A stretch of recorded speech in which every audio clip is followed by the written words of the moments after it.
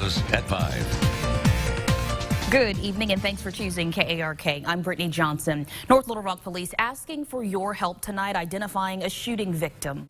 Today is day 2 of the special session where a big topic is the Arkansas Scholarship Lottery. Now, the sponsor of a bill to ban monitor-style lottery games decided to change his legislation, making it a temporary ban instead of a permanent one. So you want to focus on training young people to be prepared and also making it easier for small businesses to do business so they can hire more Absolutely. Kansans. I have a pile right here beside me of things they have been able to pull out. We've got some children's toys, a blanket, some kitchen items. Well, here's a warning to people paying down student loan debt. Attorneys are calling out companies accused of deceptive practices. Still no word yet on what that's going to mean for the licenses that have already been issued. Of course, this is an evolving situation. For now, winter storm warnings and advisories now covering most of the state. Her co-worker found that 9-year-old little boy right here by the bushes just outside of their office. Now, this is just about a block away from his home. There are about 2,000 people who are without power here in Clarendon. That is the entire city. There have been people driving through trying to see where they can help out.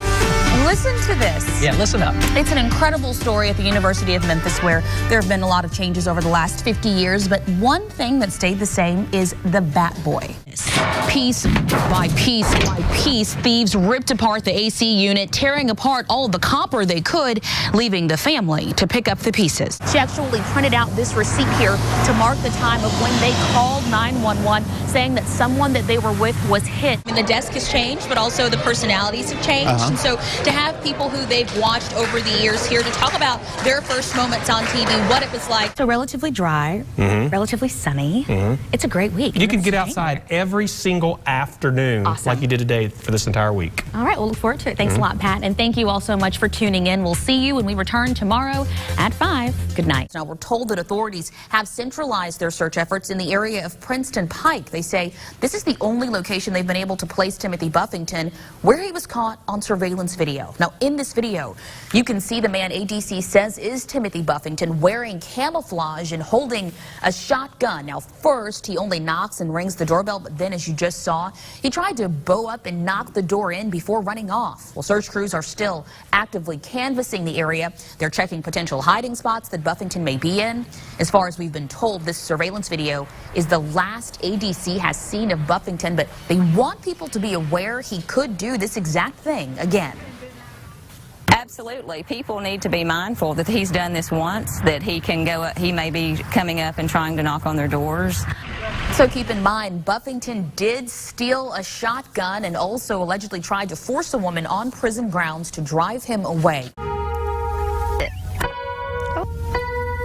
13-year-old Elizabeth Bradley is playing her piano, or what's left of it, in what used to be her house on Cemetery Drive. It sounded like a tree being ripped out of the ground. She was hiding inside when a tornado swept through her home and 9 others.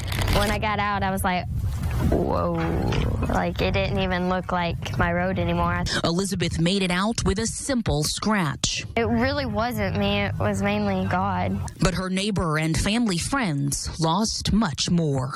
Our neighbors had told me and my brother when we got up here, they had came out of the storm shelter and had found our parents. And, you know, it's different from here on out. It'll never be the same. The street will never be the same. The parents everybody wants to have, you know, they're always there for you. Now the Bradleys and Lavernes, who are used to cooking and playing games together, are leaning on one another more than ever. They're not really neighbors. They're family. And they're getting help from strangers. A softball team from Nebraska, students from Harding. There were people already here.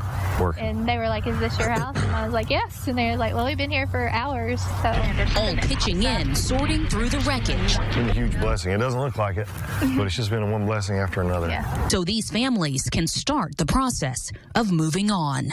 It's amazing how, like, you don't know anybody, but yet they're still here for you.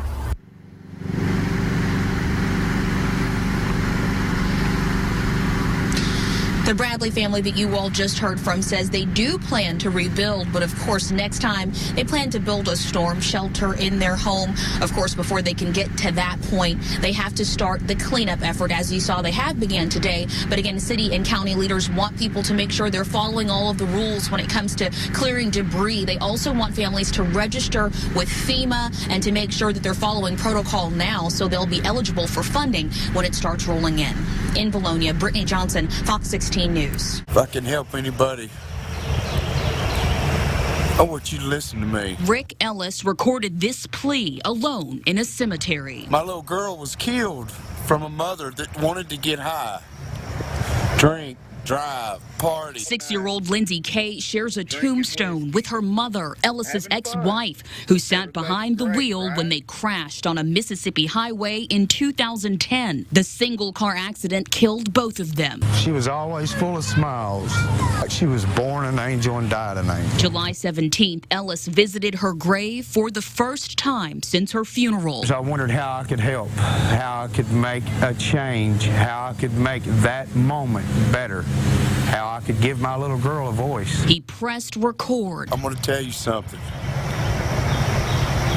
Life isn't about getting high. He posted it to Facebook and watched as friends, then strangers, shared it and their stories of loss more than 400,000 times in 6 days. I can't express how overwhelming it is, but I've seen some people say that they just put the beer down. And that video changed them. She wanted her dad this way. Back in the Bryant Park where he played with his only daughter, Ellis admits he struggled with addiction too. And you can't do it on your own. Addiction is from the devil, and you've got to have God. That same faith moved him to make the video he hopes saves other lives. My daughter, her face, my story, her story, God's story, has touched many, and I'm very thankful. In Bryant, Brittany Johnson, KARK 4. And spin! When the music starts and her buddy is right behind her, Skylar Stone can glide across the dance floor with the other kids with ease. And give me a curtsy when you get there. But Skylar suffers from schizencephaly. She's got a little less than half of a brain altogether. So you look at her MRI and it's, all it is black. There's no brain tissue, it's just fluid. Which makes some other typical activities, like going to a sleepover, nearly impossible. There's no way I could just invite, have her be invited and say, okay, here's her 13 or so medicines to give her at night. Here's our pulse ox machine, and here's how to use the oxygen if she needs it. I mean, it's a big responsibility for somebody. So her mother made sure to put it on Skylar's bucket list. She's going to get her driver's license and drive a car. A list she created to help her cope with Skylar's prognosis. When they put her in hospice, it was a pretty big shock because I knew that she was regressing, but I didn't think it was we were at this point. So Stone started writing and they got to work. Slumber party? Did nails and they danced and they sang. A success. And she stayed up longer than anybody. Camping. We roasted marshmallows. We went fishing. Check. Are you going to tell them all about it? Every night for the past 2 weeks, the pair have been busy making memories, getting manicures, meeting celebrities.